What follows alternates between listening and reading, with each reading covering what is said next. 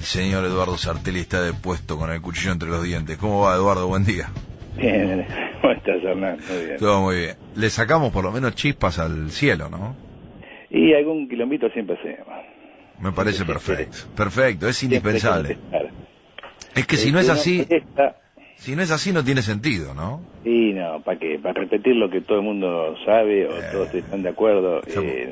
Para eso no gastamos el precioso tiempo de la comunicación humana. Señor Eduardo Sartelli, venimos de una semana, la anterior, donde en definitiva dialogamos sobre el planteo de lo que implicaba el Ni Una Menos, Viva Nos Queremos, ese movimiento que generó realmente algunas claves de lo que desde hace tiempo se viene reflejando en la Argentina, y casi te diría que desde que discutimos al día de la fecha, día a día recibimos una cachetada sobre un nuevo siniestro, una locura, una irracionalidad por parte de ese número creciente de mujeres víctimas de la violencia machista. Digo, una situación que parece no tener límites, ¿no?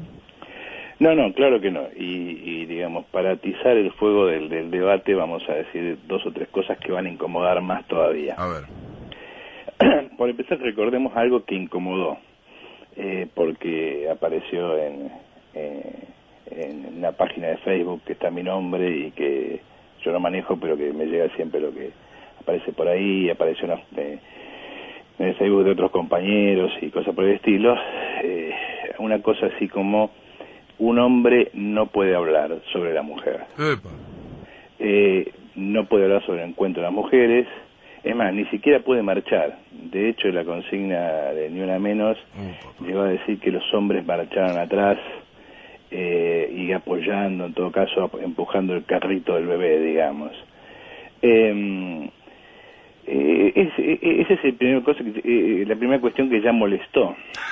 No sé, la semana pasada, voy a decir ahora un par más para que continúe el debate y moleste un poco más todavía. Porque vos sabés que si hay algo que... si hay algo que te guste molestar. Si hay algo que a Cristina y a mí nos gusta es siempre redoblar la apuesta, ¿no? Yo suelo terminar los partidos de truco muy rápidamente porque enseguida calto falta en video y me agarran con 22 o 21. Pero básicamente la función de uno es esa, es decir las cosas que molestan, precisamente para poder pensar mejor el problema. Después, si coinciden o no con lo que uno dice, es secundaria, ¿no? Pero esta cuestión de las mujeres solo pueden hablar las mujeres. Sí. Es un problema epistemológico y filosófico muy profundo y muy delicado, como el que hablábamos la vez pasada del tema de la identidad. Para decirlo brutalmente, si así fuera, no existiría, por ejemplo, la biología, porque de las amebas solo podrían hablar las amebas. La idea de que solo puede hablar de sí mismo el objeto y que solo el objeto puede ser considerado para sí mismo un sujeto presupone un subjetivismo extremo. O sea, yo solo puedo hablar de mí, de manera tal de que nadie puede hablar de nada, y en sentido estricto la comunicación es absurda e imposible. Entonces, filosóficamente eso es un absurdo. Punto uno. Punto dos, políticamente alguien puede decir que está bien, Eduardo, tenés razón filosóficamente, nociológicamente el problema está bien planteado como vos lo decís, pero políticamente la mujer siempre queda a un costado y siempre es un varón el que habla por y cosas por el estilo. Y ahí hay que distinguir el hablar por, porque la idea de que alguien habla por vos, en general, en ciertas corrientes de análisis social y cierta historiografía, presupone que el hablar por otro presupone que ese otro es alguien distinto y en el fondo enemigo, alguien que te está sustituyendo. Pero acá, si lo analizamos con más detalle, hay muchas más cuestiones en juego. Primero, yo no hablo por otro, el problema es mío también. Alguien me puede decir, a vos no te vieron en la esquina, puede ser, pero hay muchas otras aristas del problema que van mucho más allá del femicidio, que se conectan con el patriarcado y la dominación social, que son mi problema. Al margen de que yo podría decir, tengo esposa, tengo hijas, humano soy y nada del humano me es ajeno, por lo tanto, digamos, que maten a una mujer o a un varón da exactamente lo mismo, han matado a una persona. Pero la idea de que yo hablo por otro como si el problema no fuera mío es una idea absurda. y políticamente peligrosa. Llega a un segregacionismo según el cual solo las mujeres pueden hablar, solo las mujeres pueden actuar, y el resultado es así que finalmente colocan al resto de la humanidad, o sea, a la otra mitad, virtualmente en condición de enemigo, y cuya única posibilidad de existencia es no me jodas, no me molestes. Desembocamos en posiciones completamente ridículas y extremas, según la cual la única forma de ser feminista consecuente es ser lesbiana y andar con un cuchillo entre la ropa esperando castrar al resto de la humanidad.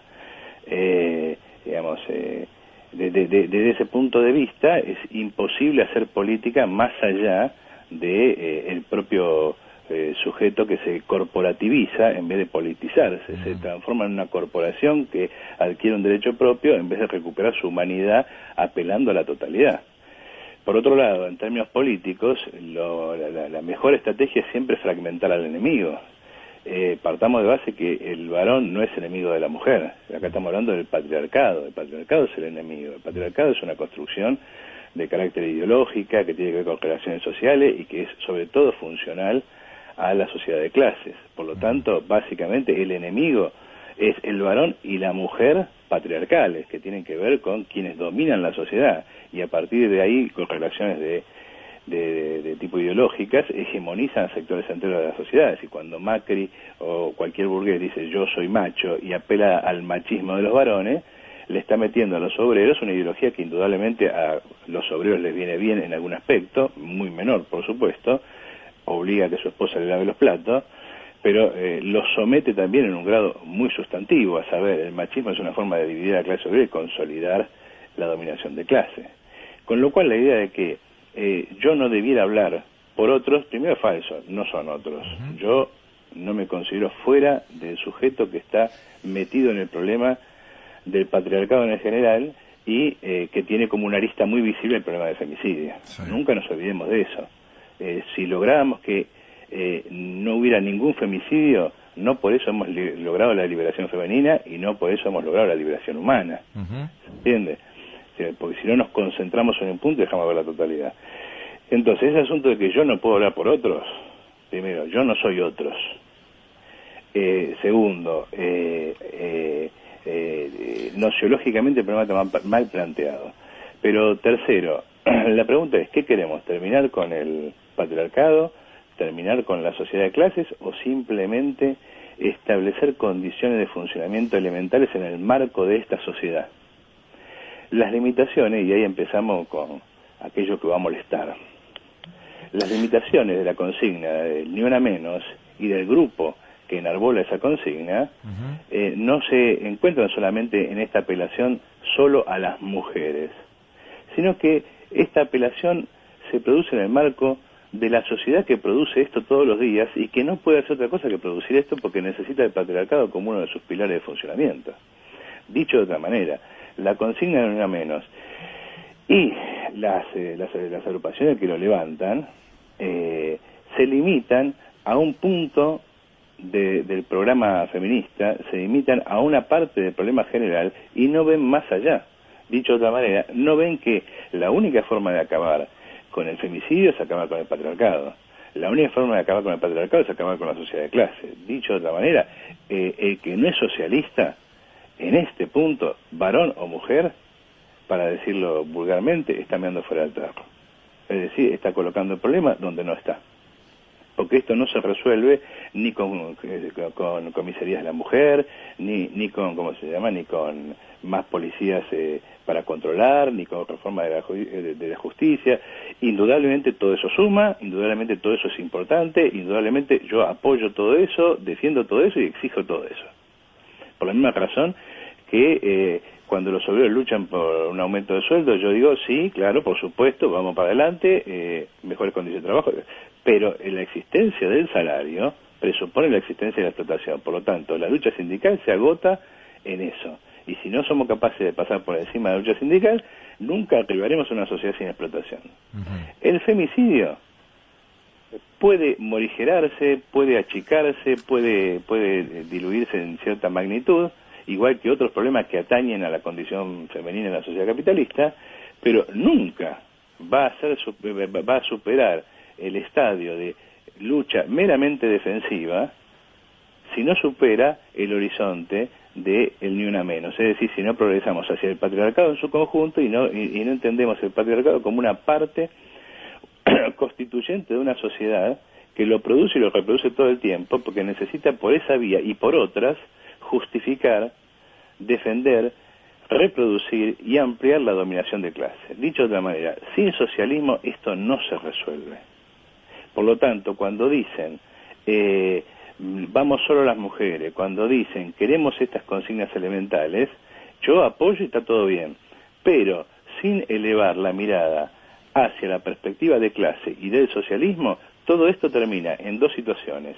Uno, que si se produce alguna mejora, para la burguesía es una mejora real, pero para la clase obrera es una mejora formal. Doy un ejemplo. Si nosotros lográramos que se sancionara el derecho al aborto, indudablemente sería un paso adelante gigantesco. Digamos, me refiero al derecho al aborto en general. No, ¿sabes qué? Perdóname, ¿no qué? Termino la idea con esto. Sí. Ahora, para la mayor parte de la clase obrera, solo con que se diga que el aborto no es punible, no significa ningún cambio verdaderamente sustantivo, porque la masa de la clase obrera, las mujeres de clase obrera, se va a seguir realizando aborto en las pésimas condiciones en las que se hace hoy. Con lo cual, sin superar el horizonte de clase, no podemos avanzar en la lucha. El Ni Una Menos está dirigido por un conjunto de mujeres burguesas, que tienen muy buena intención, que son luchadoras, yo no lo niego, que tienen la mejor voluntad del mundo, yo no lo niego, que son excelentes personas, yo no lo niego, que son maravillosas personas, yo no lo niego. Lo que digo es que, más allá de eso, hay un límite en su horizonte de clase y hay un límite en su horizonte político. Y si no superamos ese horizonte de clase, todos los cambios, si se consiguen, van a ser formales. Me quedé enganchado porque vos hablabas del tema del aborto. Nosotros venimos de discutir esto y precisamente quienes de alguna manera terminan haciendo la presentación de un proyecto, más allá de que en el fondo hasta terminan planteando las diferencias incluso que hay dentro del bloque del PRO, de Cambiemos, como se quiera ver, son precisamente desde el oficialismo, y esto fue algo que fue vedado en el último tiempo para discutir. Con lo cual, digo, me parece que en algunos puntos ni siquiera la dirigencia política tiene una mirada de clase sobre alguno de estos temas. Me parece que los supera la realidad algunos, que incluso uno podría decir no están bregando por el socialismo, pero terminan siendo los que empujan un carro que otros desisten ni siquiera de poner en debate. Lo que sucede es que el gran elemento detrás de todo esto, y la elección de Francisco lo ha hecho más complejo todavía, y sobre todo lo ha hecho más complejo porque Francisco es un peronista y por lo tanto no es simplemente el cura reaccionario, sino un cura con conciencia social, al estilo peronista, o sea, conciliación de clases. El gran obstáculo para todo esto es la iglesia. Cuando las chicas que van a la ¿cómo se llama? a la catedral, en medio de las marchas de este tipo, le tiran cosas a la catedral o las quieren escribir con insultos y cosas por el estilo, bueno, realizan una actividad que uno puede discutir si es adecuada o no al momento, si corresponde o no al tipo de acción, de acuerdo, pero identifican un hecho claro, a saber, la iglesia es el gran obstáculo a la transformación de buena parte de los problemas de las mujeres en un sentido progresivo. Sí, pero igualmente, no, acuerdo con el fondo, pero no con las formas. Y con las formas me parece que la torpeza lleva a que la gente se ponga del otro lado. Pero también, eso podemos acordarlo. Eso no estoy en desacuerdo con vos en ese punto. Y en este caso... Yo digo que sí, hay un punto, discúlpame, que es importante examinarlo, porque cuando vos decís, finalmente es el oficialismo el que lleva adelante ciertas iniciativas. Vidal acaba de poner en provincia, ¿cómo se llama?